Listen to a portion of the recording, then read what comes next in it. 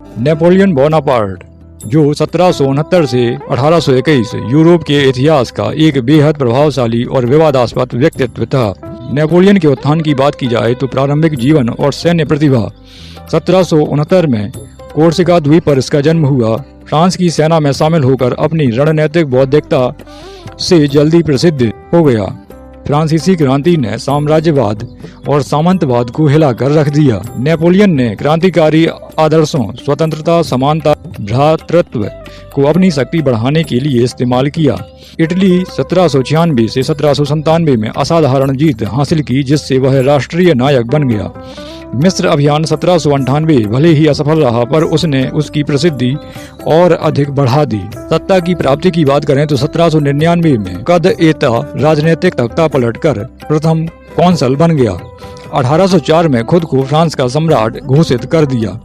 Europe का विजेता ऑस्टरलिट्ज 1805 में, जेना 1806 में, वाग्राम 1809 जैसी लड़ाइयों में शानदार जीत हासिल की। यूरोप के अधिकांश हिस्से पर नेपोलियन का नियंत्रण फ्रांस को यूरोप का सबसे शक्तिशाली राष्ट्र बना दिया। नेपोलियन संहिता, आधुनिक कानूनों की नींव रखी गई। नेपोलियन के पतन की बात की जाए तो सम्राट की महत्वाकांक्षाएं और विरोध, बहुत ज्यादा विस्तारवाद और युद्धों से थका हुआ फ्रांस, यूरोप के देशों ने उसके खिलाफ गठबंधन बनाना शुरू कर दिया। स्पेन का युद्ध 1808 से 1814 तक गुरिल्ला युद्ध में फंसकर फ्रांस को भारी नुकसान झेलना पड़ा। रूस पर आक्रमण, जो 1812 में किया गया। रूस पर हमला उसकी सबसे बड़ी भूल मानी जाती है। कठोर ठंड, भोजन की कमी। रूसी प्रतिरोध से 6 लाख की सेना में केवल 30 से 40 हजार सैनिक ही बचे, अर्थात 5.5 लाख सैनिक मारे गए।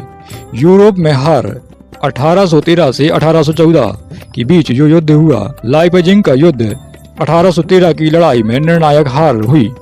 1814 में पेरिस पर कब्जा और नेपोलियन को एल्बा द्वीप पर निर्वासित कर दिया गया। वापसी और वाटरलू 1815 की बात की जाए तो एल्बा से भागकर फ्रांस लौटा, 100 दिन का शासन किया, लेकिन ड्यूक ऑफ वेलिंगटन ने वाटरलू की लड़ाई में 18 जून 1815 में उसकी अंतिम हार सुनिश्चित कर दी। अंतिम निर्वासन और मृत्यु की बात की जाए, वाटरलू के बाद उसे सेंट हेलेना द्वीप पर भेज दिया गया। वहीं 1821 में उसकी मृत्यु हो गई। अगर सार की बात करें तो नेपोलियन का उत्थान उसकी अद्भुत सैन्य रणनीति, फ्रांसीसी क्रांति की स्थिति और करिश्माई नेतृत्व से हुआ। उसका पतन देखा जाए तो उसकी असीमित महत्वाकांक्षा, अत्यधिक युद्धों, रूस की असफलता और यूरोपीय गठबंधनों के कारण माना जाता है।